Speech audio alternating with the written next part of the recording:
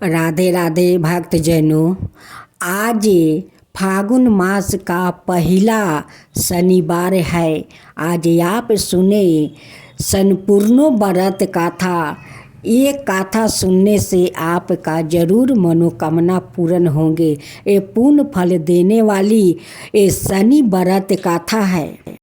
भक्तजनों, इस कथा को सुनिए तो आप पूरा सुनिए, अधूरा मत सुनिए, ताकि शनि भगवान का कोई दुख हो। अधूरा कथा सुनने से शनि भगवान बहुत क्रोध होते हैं। एक समय स्वर्ग लोक में सबसे बड़ा कवन के प्रश्न पर नवग्रहों में वाद विवाद हो गया।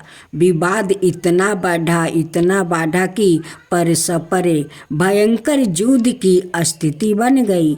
निर्णय के लिए सभी देवता देवराज इंद्र के पास पहुँचते हैं और बोलते हैं, हे देवराज, आपको निर्णय करना होगा कि हम में से सबसे बड़ा कौन है।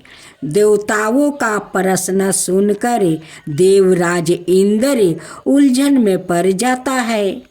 इंद्र बोले, मैं इस प्रश्न का उत्तर देने में असमर्थ हूँ।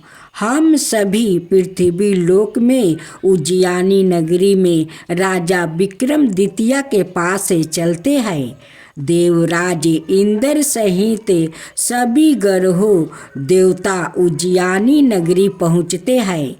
महल में पहुंचकर जब देवताओं ने उनसे अपना प्रश्न पूछा तो राजा विक्रमादित्य भी कुछ देर के लिए परेशान हो उठे, क्योंकि सभी देवता अपनी अपनी शक्तियों के कारण महान है। किसी को भी छोटा या बड़ा कह देने से उनके क्रोध के प्रकोप से भयंकर हानि पहुंच सकती थी। अचानक राजा विक्रमादित्य को एक उपाय सूझा और उन्होंने विभिन्न धातुओं स्वर्ण, रजत, चांदी, कांसा, तांबा, सीसा, रंगा, जस्ता, अब्रख, लोहे के 9 आसन बनवाया। धातुओं के गुणों के अनुसार सभी आसनों को एक दूसरे के पीछे रखवा कर उन्होंने देवताओं को अपने अपने सिंहासन पर बैठने को कहा। देवताओं के बैठने के बाद राजा विक्रमादित्य ने कहा कि आपका निर्णय तो सवाय हो गया। जो सबसे पहले सिंहासन पर विराजमान है वही सबसे बड़ा है। राजा विक्रमादित्य के निर्णय को सुनकर शनि देवता ने सबसे पीछे आसन पर बैठने के कारण अपने को छोटा जानकर क्रोधित होकर कहा, राजा विक्रमादित्य, तुमने मुझे सबसे पीछे बैठाकर मेरा अपमान किया है। तुम मेरी शक्तियों से पराजित नहीं हो। मैं तुम्हारा सर्वनाश कर दूंगा। शनि ने कहा, सूर्य एक राशि पर 1 महीने, चंद्रमा 2.25 दिन, मंगल 1.5 महीने, बुध और शुक्र 1 महीने, बृहस्पति 13 महीने रहते हैं। लेकिन मैं किसी राशि पर 7.5 बरस 7.5 तक रहता हूँ। बड़े बड़े देवताओं को मैंने अपने प्रकोप से पीड़ित किया है। राम को 7.5 के कारण ही वन में जाकर रहना पड़ा है और रावण को 7.5 के कारण ही युद्ध में मृत्यु का शिकार बनना पड़ा है। राजा, अब तू भी मेरे प्रकोप से नहीं बच सकेगा। इसके बाद अन्य ग्रहों के देवता तो प्रसन्नता के साथ चला गया, परंतु शनिदेव बड़े क्रोध के साथ वहाँ से विदा हुआ। राजा विक्रमादित्य पहले की तरह ही अन्याय करते रहे। इनके राज्य में सभी स्त्री पुरुष बहुत आनंद से जीवन यापन कर रहे थे।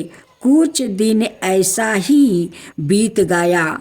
उधर शनि देवता अपने अपमान को भूले नहीं थे। विक्रमादित्य से बदला लेने के लिए एक दिन शनि देव ने घोड़ा के व्यापारी का रूप धारण किया और बहुत से घोड़ा के साथ उज्जैनी नगरी पहुँचे।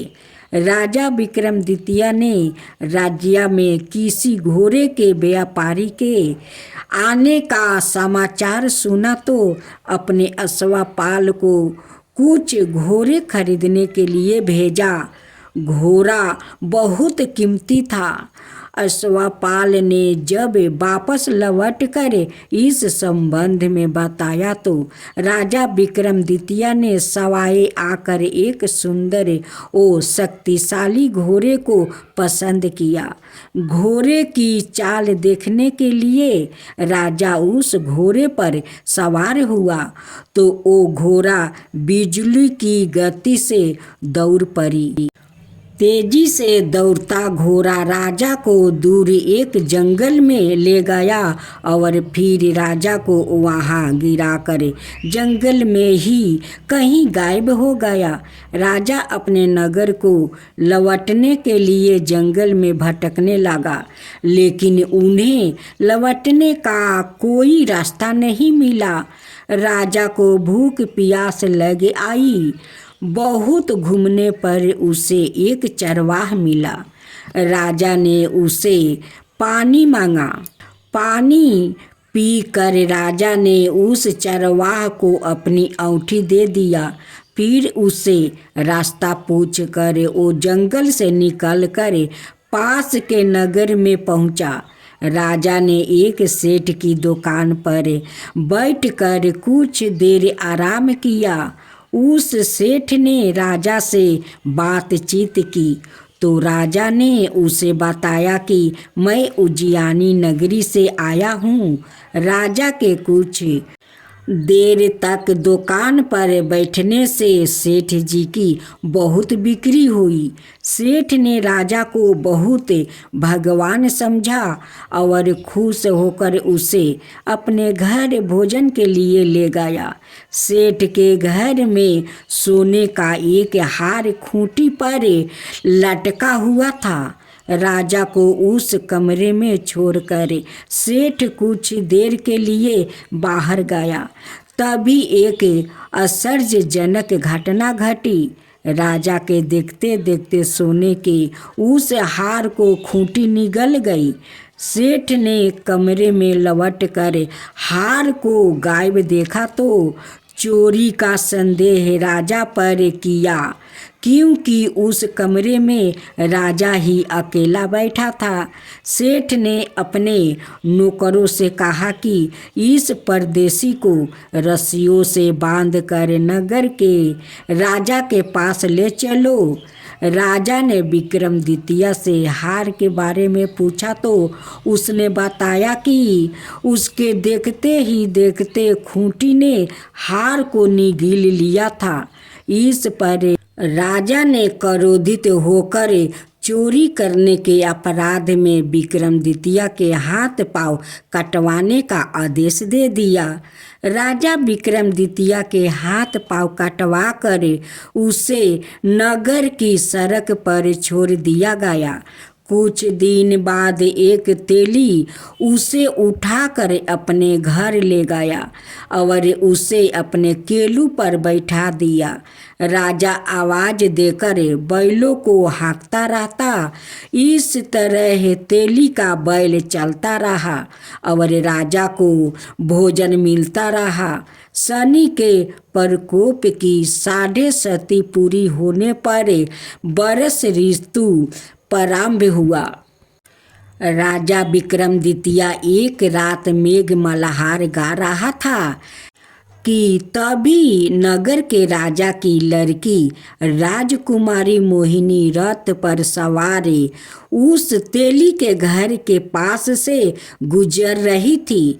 उसने मेघ मल्हार सुना तो उसे बहुत अच्छा लगा और दासी को भेजकर गाने वाले को बोला लाने को कहा। दासी ने लौट कर राजकुमारी को अपंग के राजा के बारे में सब कुछ बता दिया।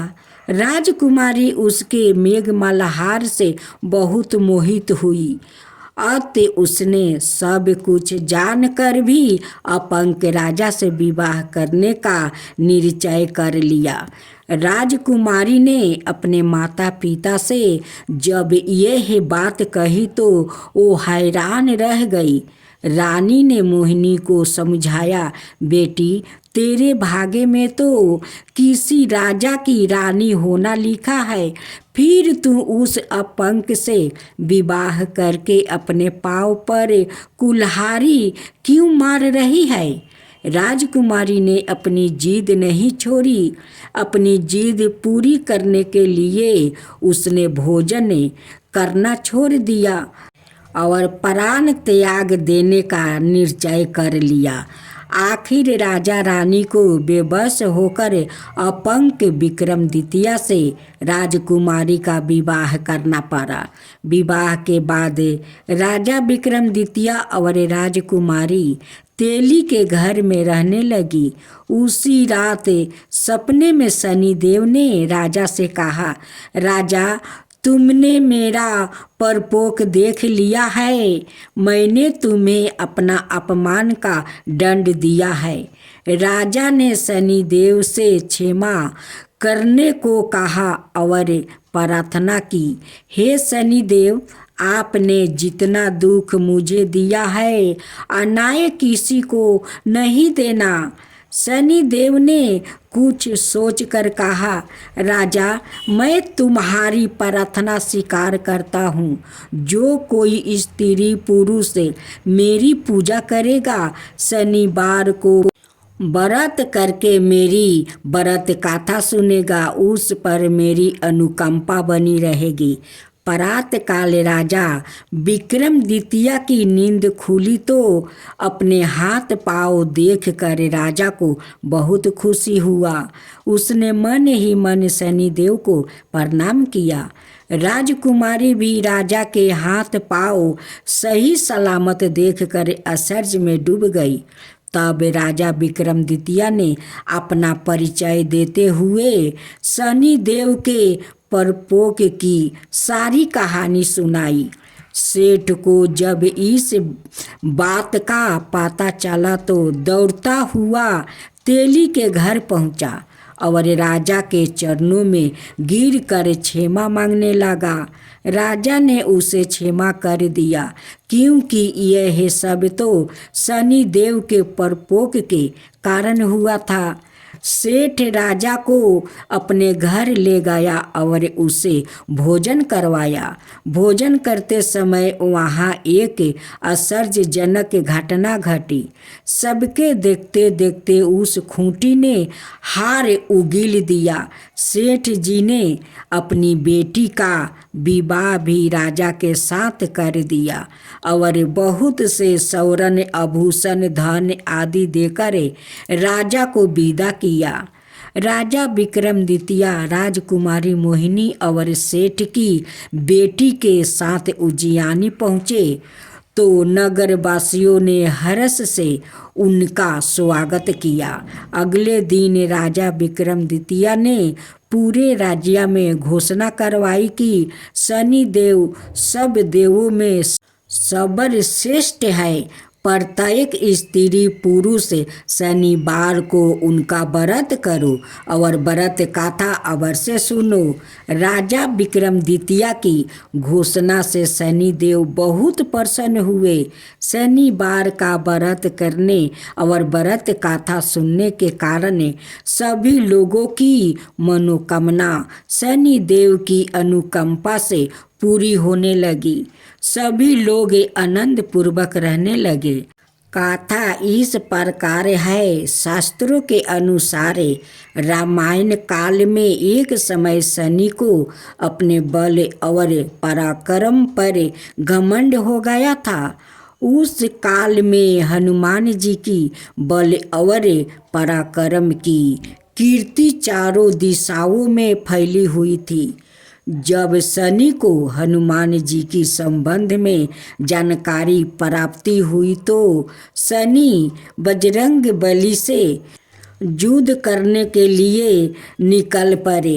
एक शांत स्थान पर हनुमान जी अपने स्वामी श्री राम की भक्ति में लीन बैठे थे।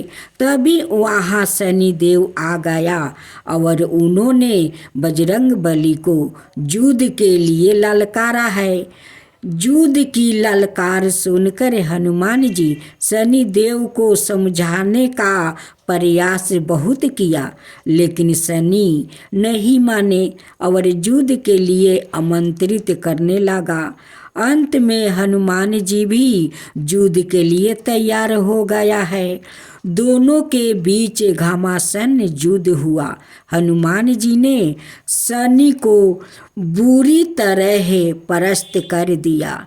युद्ध में हनुमान जी द्वारा किया गया प्रहारों से शनि देव के पूरे शरीर में भयंकर पीड़ा हो रही थी।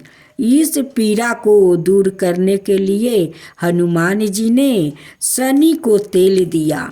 इस तेल को लगाते ही शनि देव की समस्त पीड़ा दूर हो गई। तभी से शनि देव को तेल अर्पित करने की परंपरा आ रही है। शनि देव पर जो भी व्याकृत तेल अर्पित करता है उसके जीवन की समस्त परेशानियां दूर हो जाती है और धन अभाव खत्म हो जाता है। जबकि एक अन्य कथा के अनुसार जब भगवान की सेना ने सागर सेतु बांध लिया तब राक्षस इसे हानि ना पहुंचा सके। उसके लिए पवन सुत हनुमान को उसकी देखभाल की जिम्मेदारी सौंपी गई। जब हनुमान जी शाम के समय अपने इष्ट देव राम के ध्यान में मगन था, तभी सूर्यपुत्र शनि ने अपना काला करूप चेहरा बनाकर क्रोध पूर्वक कहा, हे बानर, मैं देवताओं में शक्तिशाली शनि हूँ। सुना है तुम बहुत बलशाली हो। आंखें खोलो और मेरे साथ युद्ध करो। मैं तुमसे युद्ध करना चाहता हूँ। इस पर हनुमान जी ने विनम्रता पूर्वक कहा, इस समय मैं अपने प्रभु को याद कर रहा हूँ। आप मेरी पूजा में विघ्न मत डालिए। आप मेरे आदरणीय हैं। कृपा करके आप यहाँ से चला जाए। जब शनि देव लड़ने पर उतर आया तो हनुमान जी ने अपनी पोछ में लपेटना शुरू कर दिया। फिर उन्हें कसना आरंभ कर दिया। जोर लगाने पर भी शनि उस बंधन से मुक्ति ना होकर पीड़ा से व्याकुल होने लगा। हनुमान ने फिर सेतु की परिक्रमा कर शनि के घमंड को तोड़ने के लिए पत्थरों पर पोछ को झटका दे देकर पटकना शुरू कर दिया। इससे शनि का शरीर लहूलुहान हो गया, जिससे उनकी पीड़ा बढ़ती गई। तब शनि देव ने हनुमान जी से प्रार्थना की कि मुझे बंधन से मुक्ति कर दीजिए। मैं अपने अपराध की सजा पा चुका हूँ, फिर मुझसे ऐसी गलती नहीं होगी। तब हनुमान जी ने जो तेल दिया उसे घाव पर लगाते ही शनि देव की पीड़ा मिट गया। उसी दिन से शनि देव को तेल चढ़ाया जाता है, जिससे उनकी पीड़ा शांत हो जाती है और वो प्रसन्न हो जाते हैं। शनि को तेल अर्पित करते समय ध्यान रखें यह बात, शनि देव की प्रतिमा को तेल चढ़ाने से पहले तेल में अपना चेहरा अवश्य देखो। ऐसा करने पर शनि के दोष से मुक्ति मिलती है। धन संबंधी कार्यों में आ रही रुकावट दूर हो जाती है और सुख समृद्धि बनी रहती है।